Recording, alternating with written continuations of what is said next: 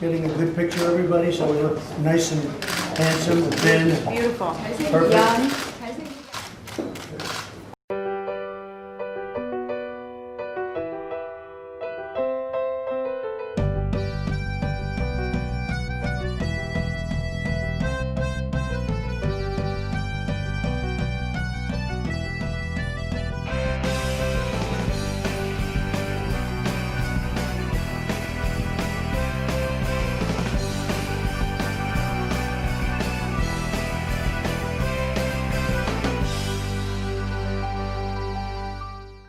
Any other gadgets you've gotten installed here since you came?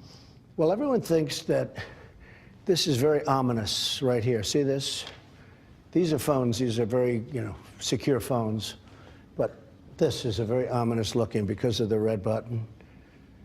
What does that get you when you Well, press it gets the you a red button? Coke or it gets you a Pepsi. Oh. One or the other, right? I have to be. George W. Bush said the reason the Oval Office is around is there are no corners you can hide in. Well, there's truth to that. There is truth to that. There are certainly no corners. And you look, there's a certain openness, but there's nobody out there. There is an openness, but I've never seen anybody out there, actually, as you can imagine. But what he meant was it all comes back to you. Sure. You saw what happened with surveillance, and I think that was inappropriate. What does that mean, sir? You can figure that out yourself. Well, the reason I asked is you said you called him sick and bad. You're the president of the United States. You said he was sick and bad because he had tapped you. You can take it any way you want. But I'm asking you because you don't want it to be fake news. I want to hear it from President Trump. You don't have to ask me. Why not? Because I have my own opinions. You can have your own opinions. But I want to know your opinions. You're the president of the United States. It's enough. Thank you. Thank you very much.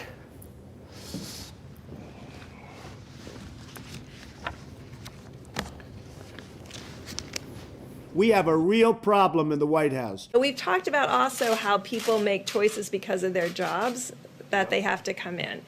You'll notice I was not here over the weekend. I think this is the part that we really need to take personal responsibility for. Saturday, I had a little low-grade fever. Uh-oh. So, actually, probably a GI thing. But I'm meticulous. I'm a physician. I pick up today's New York Times, the business section, and I read on the front page, China imposes new tariffs on U.S. vehicles. Look at that. Isn't that nice? Too late. Yes. Hi. You okay? Stop.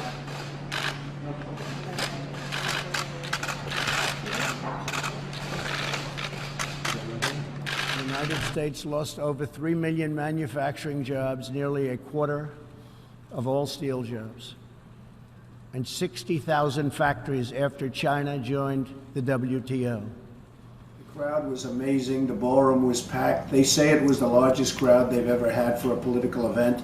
And I talked about gas. I talked about all sorts of problems that this country is engendering. We have problems that nobody would believe. You look at the deficits, you look at the amount of money we owe, including to China. You look at what other countries are doing to us, taking advantage of us because we don't have the right leadership. So we had a very interesting time. I hear the speech was really well received. My administration has accomplished more than almost any administration in the history of our country. America's so true.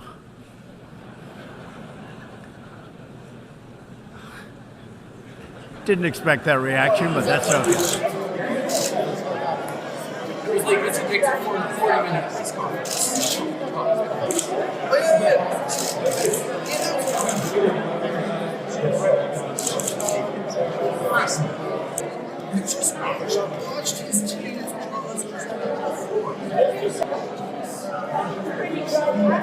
We have rights. They treat us like a bunch of dopes. They treat us like a bunch of patsies. They don't respect us, and they certainly don't respect our leaders. Would you like some nice ISIS fighters?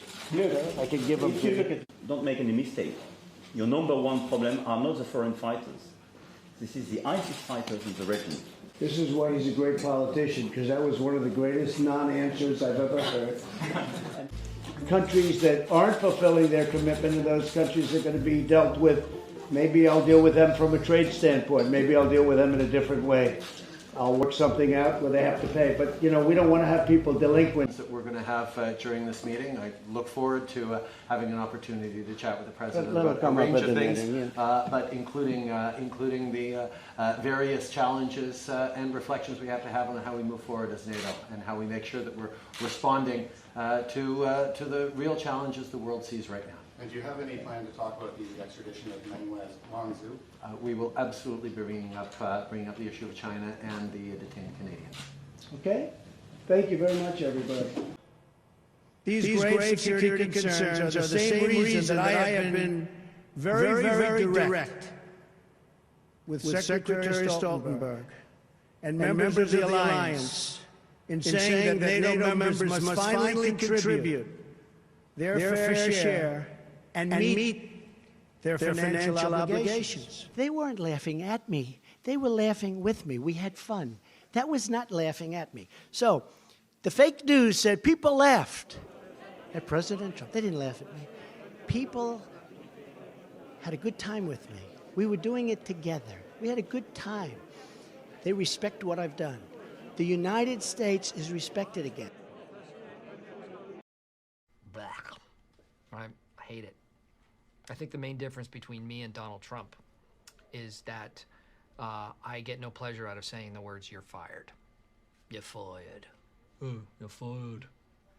He just makes people sad, and an office can't function that way. No way. You're fired. I think if I had a catchphrase, it would be, "You're hired, and you can work here as long as you want." But that's unrealistic, so